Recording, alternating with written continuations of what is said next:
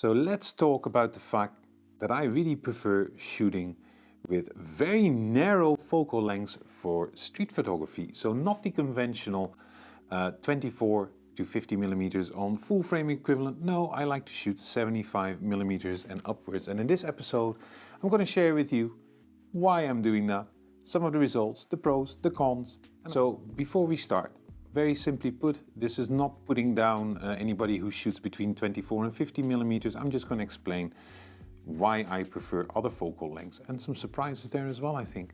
So the first reason for me, and that's an important one, whenever I'm shooting on between, let's say, 24 and 50 millimeters on full frame equivalent, so whether that's on my Leica or Q or on my Ricoh GR3X, really like the image quality, but I always end up cropping. And in the GR3X, there's a cropping mode, which is great, the same as on the Leica, but normally I like to utilize the entire sensor and crop afterwards. And I'm always like, damn it, do I really need to get closer? And I know this is in street photography land, a very, let's say, normal thing. You need to be closer. Well, I don't agree with it. I don't like going into people's faces like, let me just take a street photography thing. No, I just don't like it. So from my point of view, it's really about close-up, so really getting too close to people, or distance. And I prefer distance for two very simple reasons. The first one is that I like to be as unnoticed as possible. Yeah, so nowadays, if you walk around with a camera on the street, I'm sure you've probably noticed a lot of people, especially people younger than 40 years old, seem to have developed a thing which I call camdar, which is a camera radar. Whenever you walk with it, they just immediately notice. I don't know what that is. But it also makes it, if you go, for instance, on a 28 or 35 millimeter camera and you come up close, they've already seen you, your moment is gone. And I like to have that little distance, or little 4 to 6 meters between myself and the subject or the scene. So that also means that for me, focal lengths, 50 millimeters isn't even close to it. I prefer starting at 75. For instance, this is my Yashica manual lens I use on my Fujifilm XT30 Mark II, 50 millimeters, f1.7, and basically this is 75 millimeters full frame. Yeah, and that's pretty much gives me some great shots, while people can still be themselves, so I don't disturb them in their privacy as well. Second one is that even despite I love my Ricoh GRX3, I always have it with me. Yeah, always, but I take maybe 1-2 pictures a day. And the Leica Q, I love that camera as well in terms of image quality, and it has a specific set.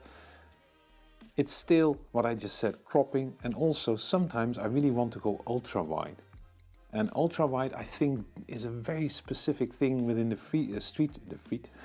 street photography genre, is that once you go ultra wide, you get an entire dramatic scene, but it's also a very acquired way of shooting.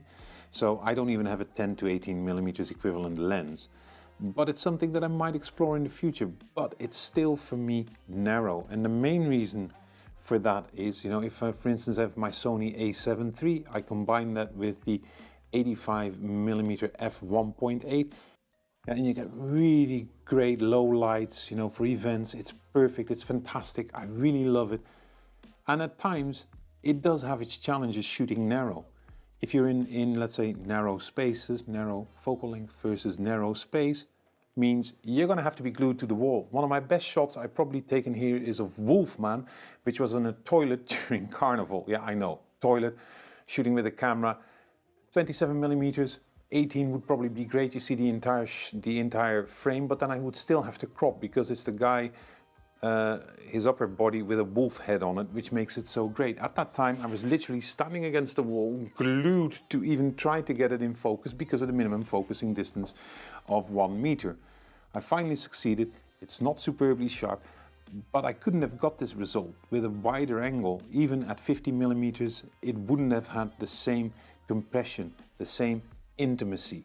Yeah, and that's the thing where you continuously have to remind yourself of that once you shoot narrow, yeah, in terms of composition, if you want to get it intimate, fine, narrow spaces are challenging, but in essence, the entire scene is challenging. And for some reason, is whenever I have a narrow focal length on, I seem to get a better understanding of the scene in front of me and then carefully composing my shot. I even sometimes use 70-200 f4 from Sony. Yeah, this is a big thing, but in some circumstances on the streets that really works. Yeah, think demonstrations, big public gatherings, local concerts. It really works to get up close, get that nice intimate compression while still remaining unknown or unseen.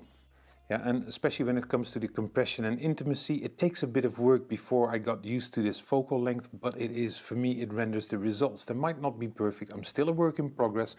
Yeah, so if you want to see what that work in progress is, go to www.paultakesphotos.com. Yeah, additionally, if you find this useful up until now, consider subscribing or hitting the like button, because it really helps me with the algorithm. Actually, it helps me produce this channel because I like the likes. Yeah, and then there's another thing. Because I don't shoot the traditional zoom lenses except for the Sony FE 70-200, the rest is all prime, yeah, so the 85 Jesus, f1.8 for the Sony, the Sigma 56mm, you see in a review here, the Fuji 90mm, and this is all APS-C, so multiplying by 1.5 and you get the basic full frames there. Yeah, there's an episode here. I use this, and the reason for that is also because it's very affordable to have kind of a zoom prime, if you want to call it this way, right?